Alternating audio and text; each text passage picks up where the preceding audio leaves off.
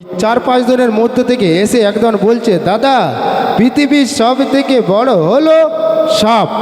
আমি তো অবাক, পৃথিবীর সব থেকে বড় সাপ, পৃথিবীর সব থেকে বড় সাপ বড়ে কি নয় তো? আমি কিন্তু জানি না, কিন্তু তাদের মধ্যে একজন কাছ থেকে আমি কিন্তু পৃথিবীর সব থেকে বড় কে সেটা আমি জেনেছি। আমি আপনাদের বলবো সেটা কে বড়।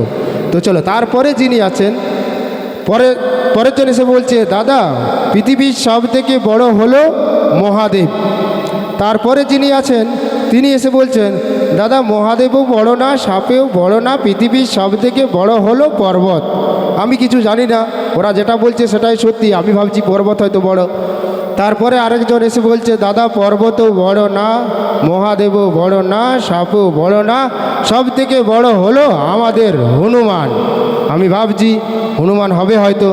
তারপরে আরেকজন এসে বলছে, দাদা ওদের কথাগুলো হচ্ছে না, আমি যেটা বলবো সেটাই ঠিক, কারণ ওদের থেকে আমি একটু শিক্ষিত বেশি। আমি বলি বলো।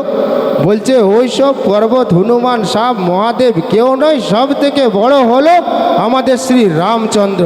আমি তখনও ভাবলাম হতে পারে উনি হয়তো শিক্ষিত, ওদের থেকেও বলছে শিক্ষিত, তাহলে হতে পারে রামচন্দ্র। তারপরে আরেকজন যে একটু বেশি খেয়েছিল বলছে, দাদা ওদেরগুলো কোনোটাই হচ্ছে না, আমি যেটা বলবো সেটা ঠিক, এমনকি সেটা আমি প্রমাণ দিয়ে বলে দেব। আমি বলি বলো তো, প্রমাণ দিয়ে বলে দেবে তাহলে কীটা বড়? বলছে, দাদা ওই সব কিছু না, পৃথিবীর সব থেকে বড় হলো আমার এই মদের বোতল। আমি বলি লে বাবা, মদের বোতল বড়?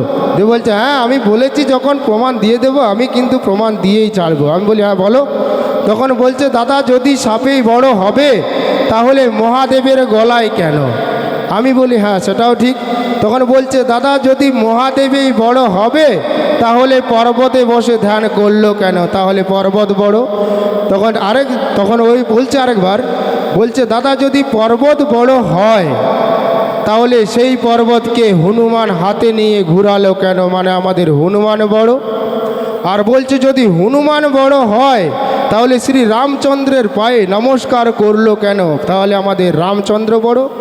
আর বলছে যদি শুধু রামচন্দ্র বড় হয় তাহলে আমার এই মদের ভিতরে ঢুকলো কেন? মানে মদের নামটা হচ্ছে রাম, ওর মদের বোতল ভিতরে ঢুকে গেছে, মানে বোতলটা ওর বড় হয়ে গেছে।